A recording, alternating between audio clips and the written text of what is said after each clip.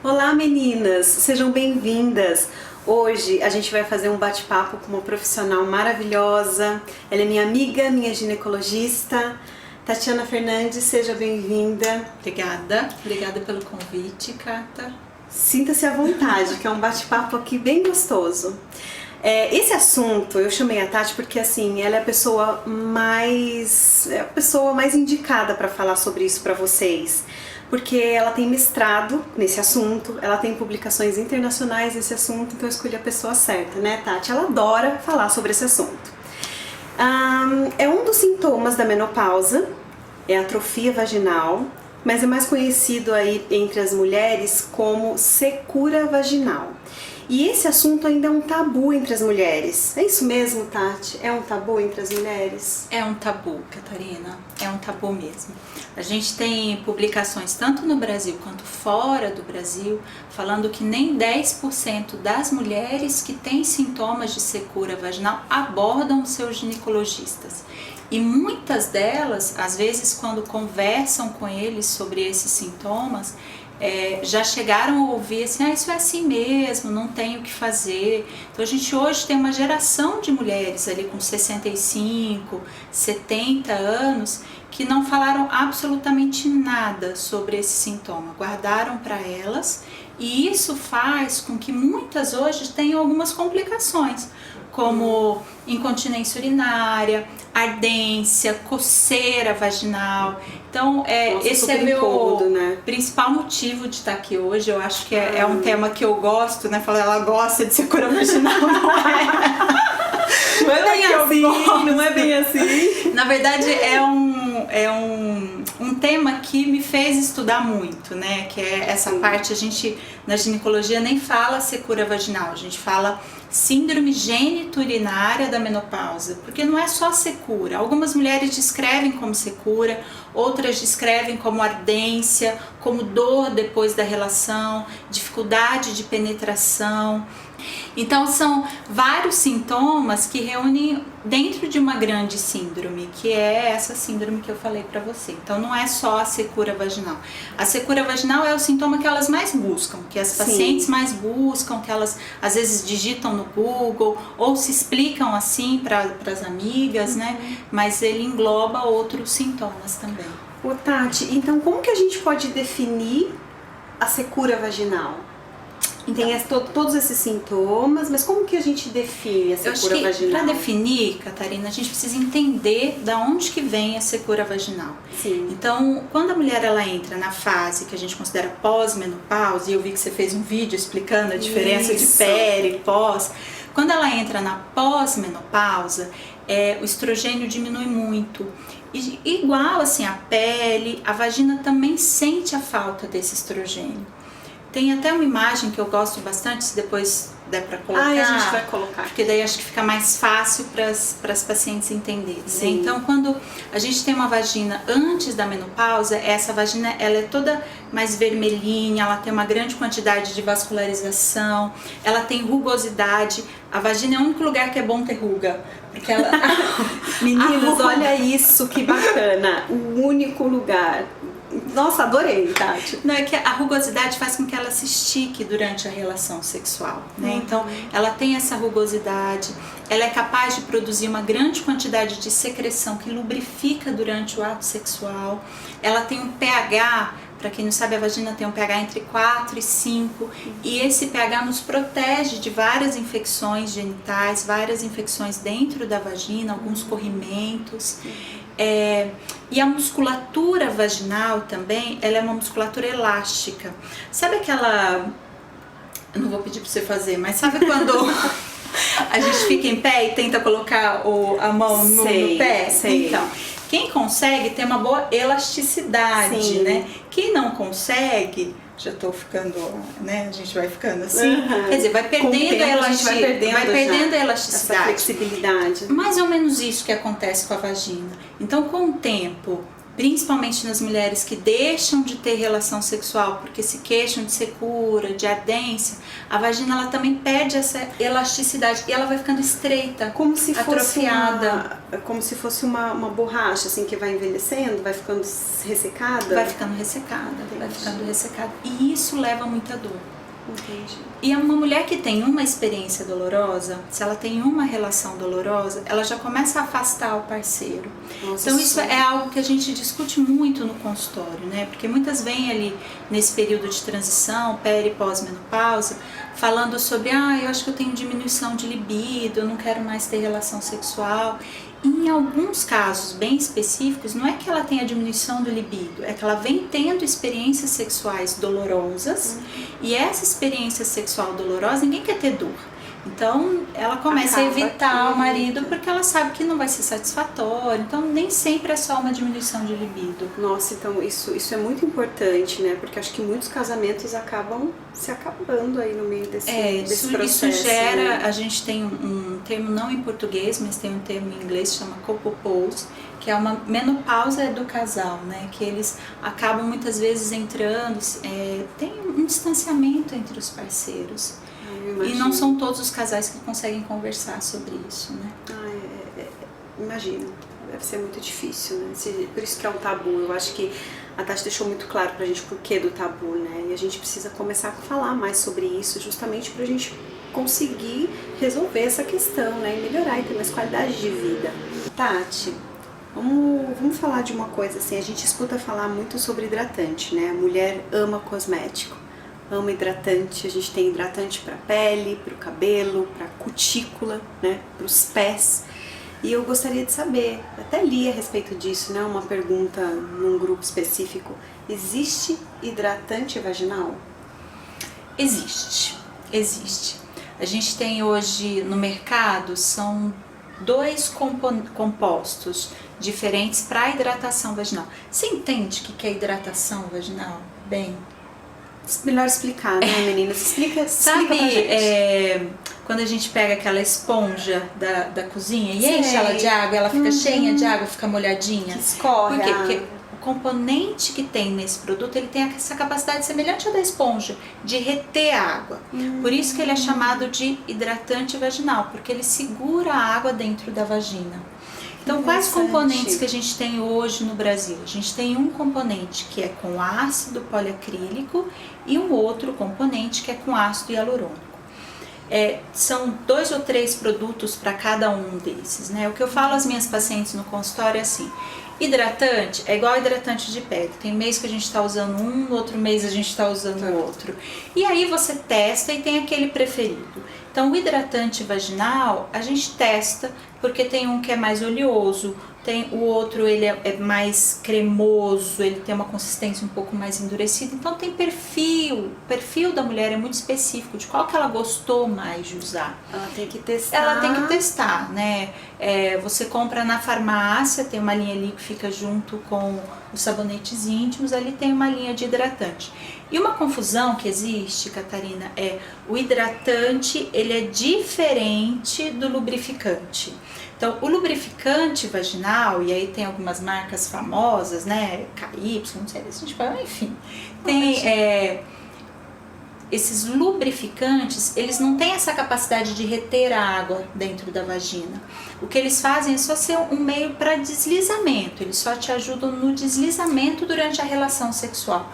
Por isso que algumas pacientes às vezes falam, eu usei o lubrificante na relação, mas no meio secou, teve que aplicar de novo.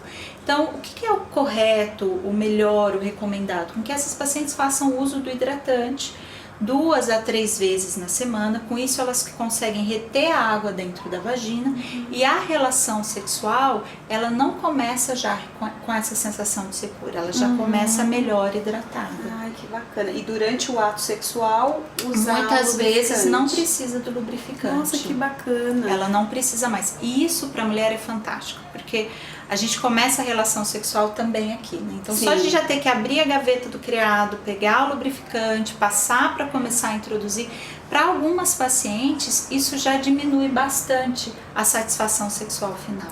Então por isso que a gente incentiva hoje o uso do hidratante, que é diferente do lubrificante. Tati, eu vi um outro questionamento também sobre o ácido hialurônico.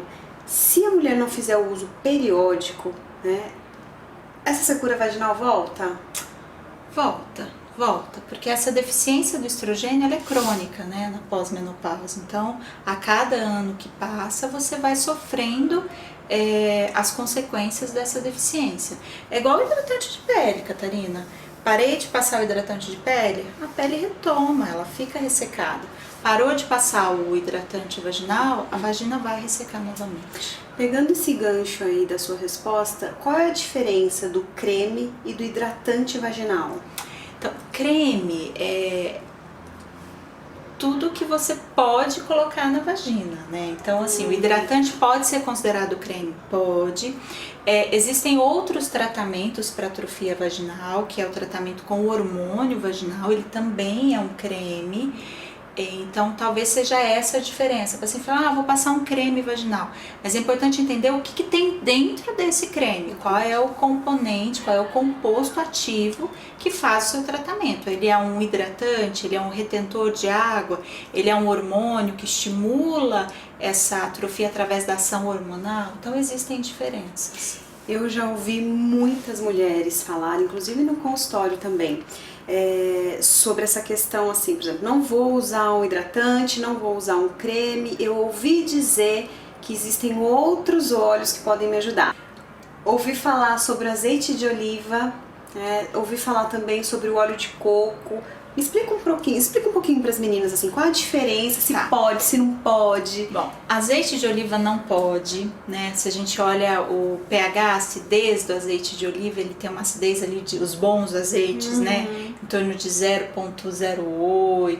Até menos. 0,8%. Normalmente os bons azeites eles estão ali abaixo de 1% pH, bem baixinho mesmo. E lembra que, não sei se isso é um conhecimento de todo mundo, mas a vagina ela tem um pH de 4. Quando você coloca um azeite, você acidifica muito a vagina. Então você perde as suas bactérias protetoras da flora vaginal. A vaselina é muito utilizado ainda, infelizmente, mas a vaselina ela é um derivado do petróleo. Nossa, então, por isso que não é interessante de ser colocado na vagina, né? O óleo de coco não tem nenhum estudo, então não tem nenhum trabalho em que várias mulheres utilizaram o óleo de coco e aí se mostrou o benefício em relação ao tratamento. Tem paciente que usa? Tem. E muitas delas falam sobre alguns benefícios do óleo. O óleo ele é muito utilizado às vezes em sessões de fisioterapia, na tentativa de manter a hidratação vaginal, mas eu não tenho estudo que comprova o benefício do óleo de coco. E hoje se fala muito sobre o óleo de coco, até na questão alimentar, né? Então as pessoas acabam sabendo que é bom para a pele e utiliza para tudo, né? Porque o óleo de coco é maravilhoso para isso, para que ele acaba utilizando para esse fim. E Tati, existe exercício que a mulher possa fazer para melhorar essa questão, né, dessa atrofia? Existe. Como a gente faz exercícios, como a gente faz exercícios de alongamento, para força. Também existem exercícios para alongamento e para força vaginal, para musculatura vaginal, né? Muitas mulheres já conhecem como pompoarismo. As técnicas de pompoarismo são uma das técnicas que você pode utilizar justamente para melhorar essa elasticidade, a força vaginal. E com isso sim, você tem melhora de alguns sintomas da síndrome geniturinária. Não só secura, mas alguns outros sintomas você tem benefício. Acho que a gente pode chamar uma físio. O que eu acho? Isso que eu ia sugerir, de você chamarem uma fisioterapeuta. Por quê? Porque daí ela vai falar bastante sobre esse assoalho pélvico. Para as mulheres, algumas pacientes no consultório falam, poxa, eu já não tenho parceiro sexual, eu tenho que fazer esses exercícios, e a resposta é tem para poder fazer prevenção de incontinência urinária. Olha, gente, incontinência então, eu acho que urinária. a fisioterapia pélvica ainda existe muito desconhecimento e existe muito preconceito, mas é uma fisioterapia importantíssima para a saúde feminina, na sensação de benefício e melhora da sua sustentação pélvica mesmo. Então, ajudaria bastante esse conhecimento. Gente, maravilhoso, né? E li também a respeito do laser, tratamento com laser. Dá certo, é verdade? não é? O que você pode falar pra gente a respeito disso? Isso, as tecnologias de laser, né, elas chegaram com esse olhar para a saúde vaginal, com esse olhar para a atrofia vaginal, há mais ou menos uns 6, 7 anos, Nossa. Catarina, no mundo. Então Super é recente, muito né? recente. Para a Super medicina recente. isso é muito recente. E até esses equipamentos chegarem no Brasil, serem liberados, levou-se um tempinho maior ainda. Os benefícios são fantásticos, né? A gente tem, a princípio, 3 tratamentos que todos chamam de laser, mas existem diferenças entre eles, né? Mas hoje eu tenho que o médico faz a radiofrequência microablativa.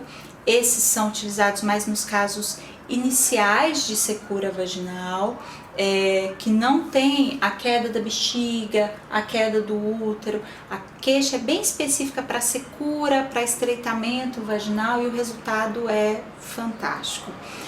Tem-se o laser de CO2, que ele também é utilizado nessa etapa inicial, que a mulher ela tem a queixa de secura, mas em algumas queixas a mais, como as incontinências urinárias, as bexigas que começam a cair.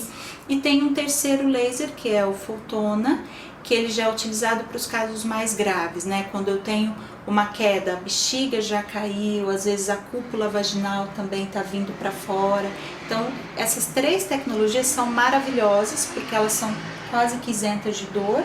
Maravilha. Então, você consegue fazer um tratamento sem com que ela tenha... ela sai do consultório e continua a vida dela, a rotina de vida.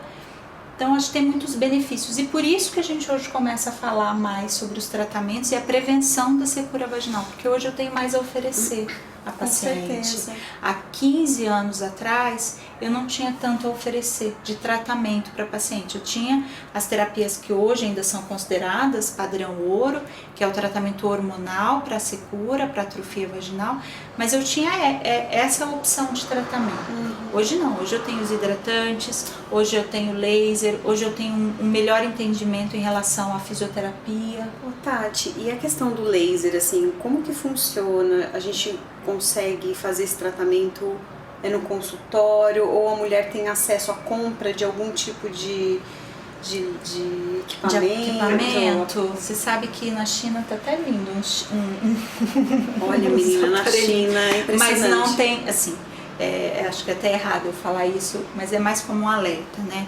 Sim, é importante. Que não se tem comprovação de que esses equipamentos têm real aplicação, nem segurança. Quando eu falo de tecnologia de laser, eu corro o risco de queimar. Então, não vale a pena esse investimento. Mas eles são procedimentos médicos, feitos em consultório. Como eu falei, é indolor, a paciente faz e ela continua a rotina dela diária. Nossa, maravilhoso, né? A gente já fala de tanta dor relacionada à atrofia, a essa secura vaginal, e quando a gente vê um tratamento que não ocasiona dor, né, é muito, muito interessante. Tati, uma mulher de 35 anos que começa a ter uma secura vaginal, né, vai perdendo libido, é um indicativo de que ela está entrando na menopausa de forma precoce? Não, Catarina. Aos 35 anos, quando a mulher ela tem, a gente nem fala menopausa precoce, a gente entende de outra forma, a gente entende como falência ovariana. É completamente diferente dessa menopausa fisiológica que todas nós teremos. A menopausa, a falência ovariana precoce, o sintoma mais comum é irregularidade menstrual. A paciente que vem com secura vaginal nessa idade, eu preciso pensar em outros distúrbios endócrinos, não só a falência ovariana. Não, tem outros distúrbios que são bem mais prevalentes hoje. Gente, muito bacana. Tati, o que você pode dizer pra gente sobre o sabonete íntimo que a gente vê aos montes na farmácia e comerciais? É bom, não é? Quando a gente fala de secura vaginal, ele ajuda ou não ajuda, prejudica? O que você pode falar pra gente? Antes de eu responder, deixa eu explicar uma diferença que pouca gente sabe. Quando eu faço uma compra no mercado e eu compro um sabonete para pele que hidrata, a gente quer um sabonete que hidrate bastante, né? Eles têm um pH em torno de 8 a 10. O pH do sabonete íntimo, ele é 4,5, que é um pH próximo ou é o pH realmente da vagina. Então, quando eu faço uso de um sabonete de pele na região íntima, eu estou fazendo uma troca química. Não vai todo mundo lembrar das aulas de química, mas toda vez que eu mudo o pH daquele ambiente, eu dificulto com que minhas células protetoras na vagina cresçam. E aí aumenta a quantidade de fungo, as bactérias que moram ali na região perianal, elas começam a contaminar a vagina, e isso faz com que venha os corrimentos. Quando a mulher está na menopausa, ela já tem um risco maior de ter essas alterações do pH vaginal. Por quê? Porque ela não consegue mais sozinha manter esse pH. Então é muito comum ali no consultório, muita candidíase, muita corrimentinho de secreção por Escherichia coli, por estrépito, que são bactérias da flora intestinal. Quando eu faço uso do sabonete íntimo, eu consigo pelo menos ajudar a minha vagina a manter o pH em torno de 4. Nossa, eu não coloco um outro bacana. sabonete que dificulta isso. Agora, muita paciente, pode parecer simples, mas muita paciente tem dúvida de como que usa esse sabonete, né? Não tem que colocar, não tem que lavar a vagina, colocar o sabão dentro da vagina. O que a gente faz é lavar toda a região ali da virilha, lava entre os grandes e os pequenos lábios, né? E naquela região perianal, entre o ânus e a vagina. Isso já é suficiente para ajudar com que eu mantenha o pH vaginal. Então ela não aumenta a secura, muito pelo contrário, ela acaba ajudando com que não aumente o risco de infecção. Se eu tenho uma infecção vaginal em uma vagina que já tem uma secura, é dor, é corrimento, é protetor de calcinha, tudo que o ginecologista não quer. Tá vendo, meninas, a importância?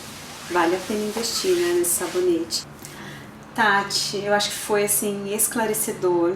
Eu acredito que você com certeza vai fazer diferença na vida de muitas mulheres a respeito desse tema. Gostei muito. Obrigada, uma mulher ocupadíssima. Eu consegui trazê-la aqui. Muito obrigada pela presença, pelas palavras. Tenho certeza que todo mundo amou. Meninas, se vocês quiserem se aprofundar um pouco mais, acesse o nosso site www.menopausabrasil.com.br.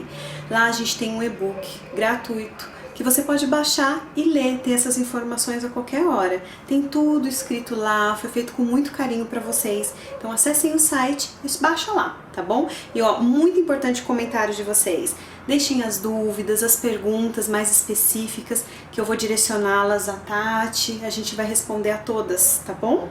Agradeço muito a presença de vocês, espero que vocês tenham gostado, tá? E até o próximo vídeo, né? Obrigada pelo convite, Catarina. Imagina, eu que agradeço. Meninas, um beijo e até o próximo vídeo.